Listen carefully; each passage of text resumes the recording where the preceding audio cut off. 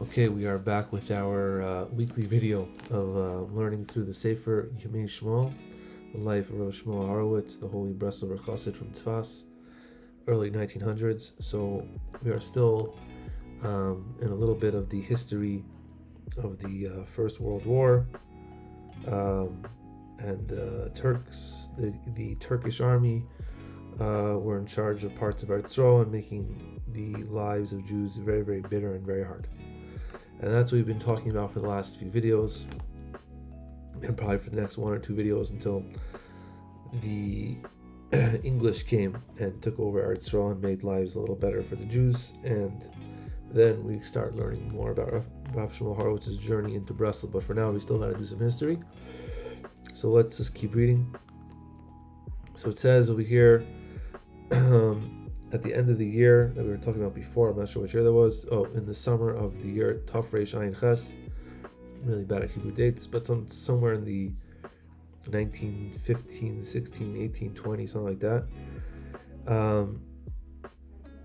He says that the whole entire year we were waiting already so that the Turkish army would leave and we would be redeemed from them. And there was no news and there was nothing. And we were ready to give up.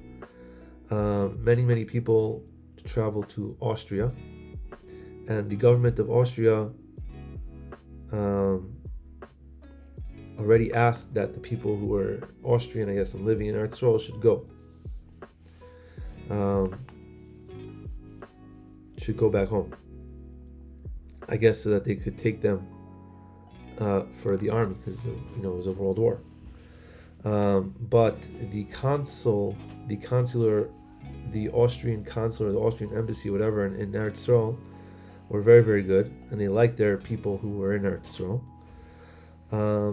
They took a few weak people and people who had were people who were crippled or whatever, and they sent them back to Austria, and they said, "This is who we have.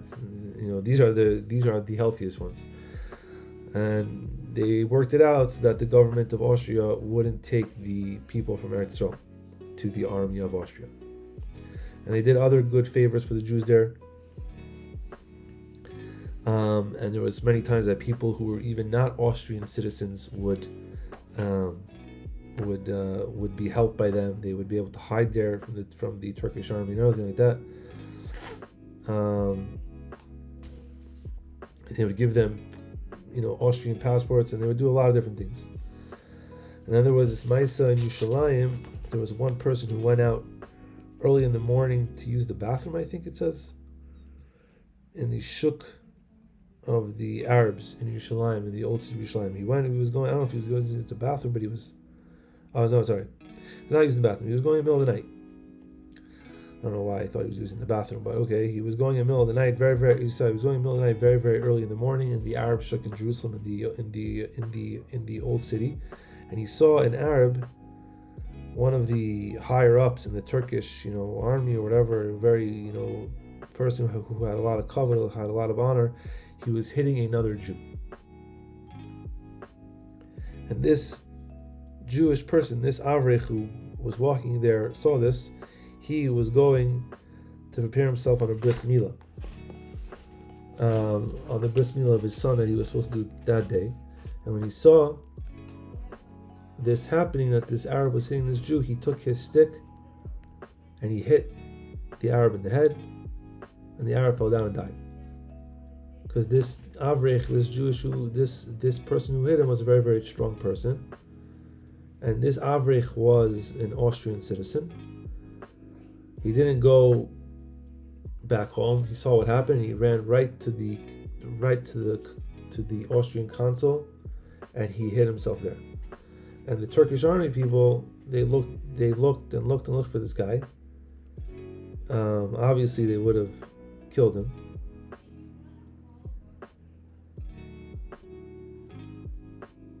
And they couldn't find him. And after a while, the consul of Austrian helped him get to Austria, and he was saved from death. I don't know what happened to his family. Oh, it says that the consul dressed him up in women's clothing, and they said that this is a very important woman from Austria,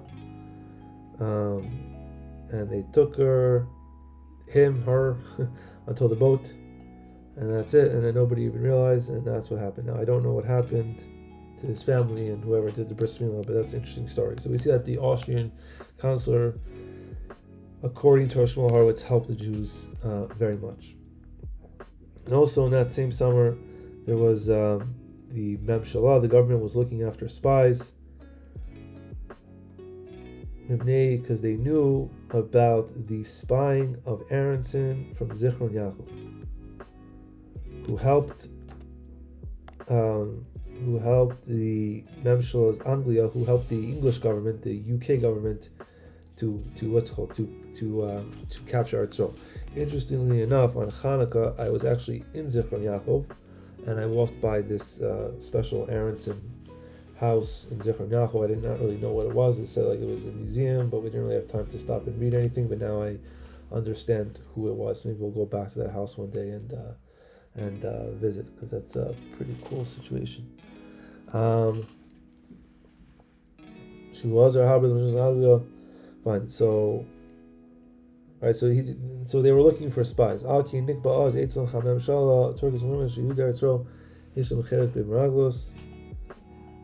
So they thought that a lot of the Jews were part of the were spies.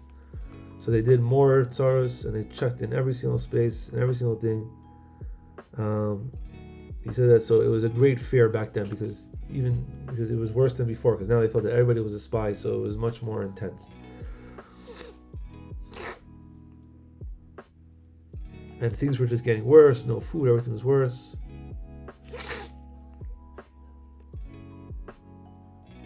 They would starve us. Right, so then instead of trying to force them to the army, they would just starve us until we would go and beg to be taken to the army, so at least we could eat. And Rav Shmuel Horowitz says that I have a memory, or I think that's what he says. He said that we had to l'chol chalkin yatzon Turkish gosh and Tzfat. Hold on 1 second. He said it like this. He said that there was one day where information came that the Turkish army captured Mitzrayim, Egypt, back from the English government, from England. He said that the Turkish army used all their strength with thousands of soldiers and all types of weapons and everything like that, and they went inside the Suez Canal.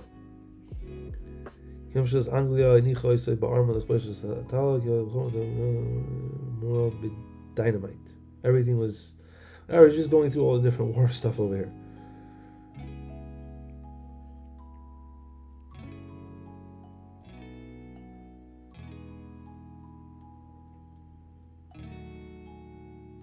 So he said like this. He said that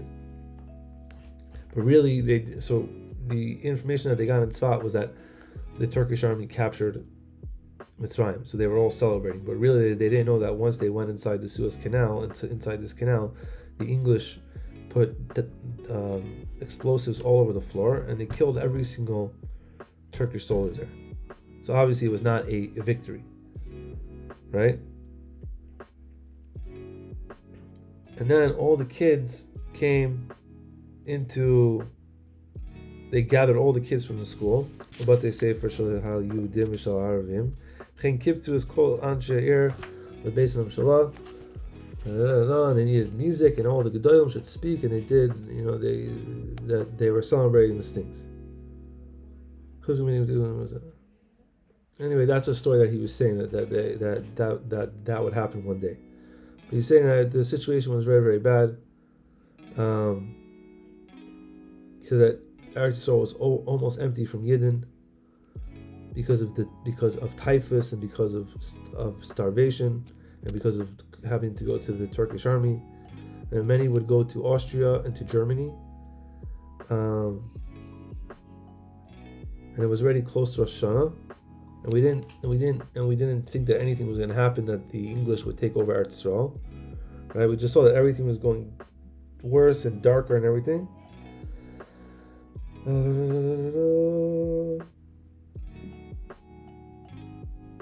And everybody was ready, and then the Memshalas Anglia, the English, started taking over Eretz Yisrael and capturing it from the Turks. He said between Yom Kippur and Sukkot, we started hearing in Tzfat that the war was getting closer to our city. But we thought that it wouldn't come to Tzfat.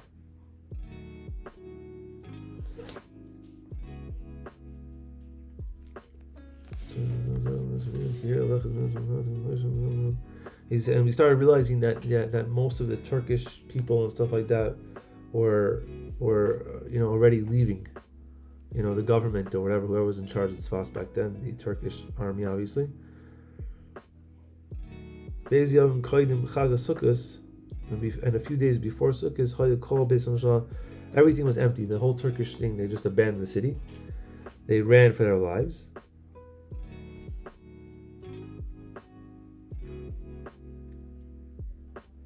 And we were waiting for the English to come. And the Jews and the Arabs together, now in a city without a government, basically decided that whoever comes, we're going to accept them, which is like the English government.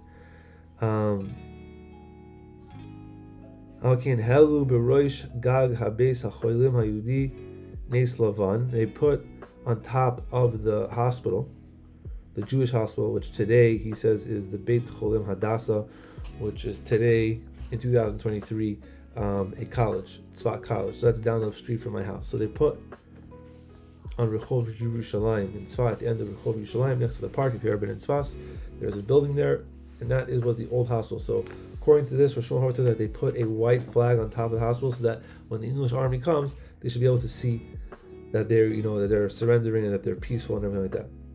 We want peace and not war. And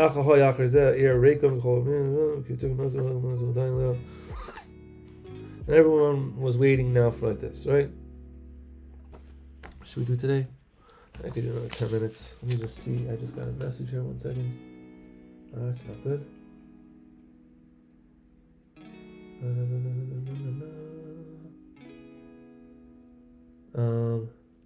Okay. Now,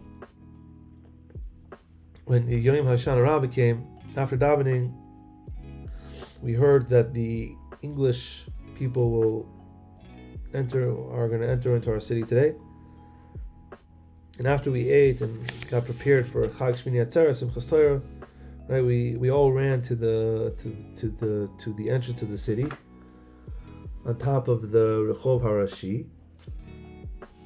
I think they're talking about from, I'm not sure today exactly where in Tzfat that would be, but yeah.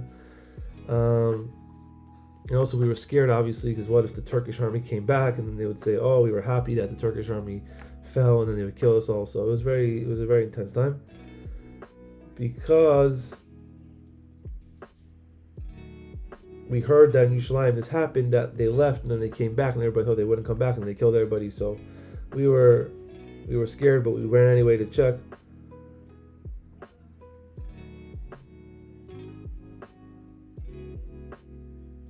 And after about an hour, there was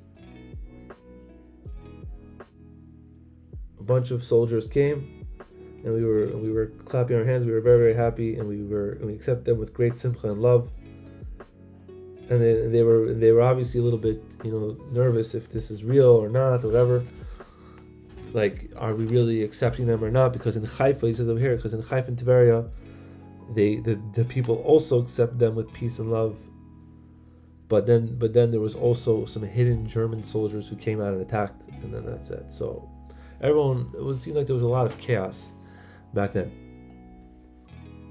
It says over here, because it says on top of Har Carmel, which is next to Haifa, there was a few Germans who were sitting there with the Meshin Gever, which is machine gun, and they shot at the English soldiers, and they killed a lot of English soldiers. Until the English army and the Indian army were able to kill these Germans. Also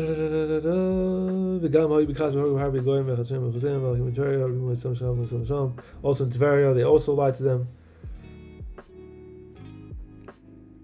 Whatever, there was a lot of stories that there was, people being fake and doing like that, and then they were attacking. So they were also a little bit nervous in Tzfat, but we were real.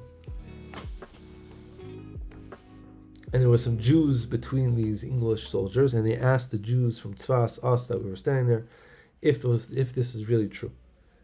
If this is really true, in be'emazeh shalom hazeh oy b'mirma, v'yeshivu lehem ki vadei be'emaz gamor. This is for sure. Then when we said that this is the end of the war, I mean this is the end. We are real over here. And they asked, where's everybody? Where's all the people from the government and everything with them? And we said that everybody ran away.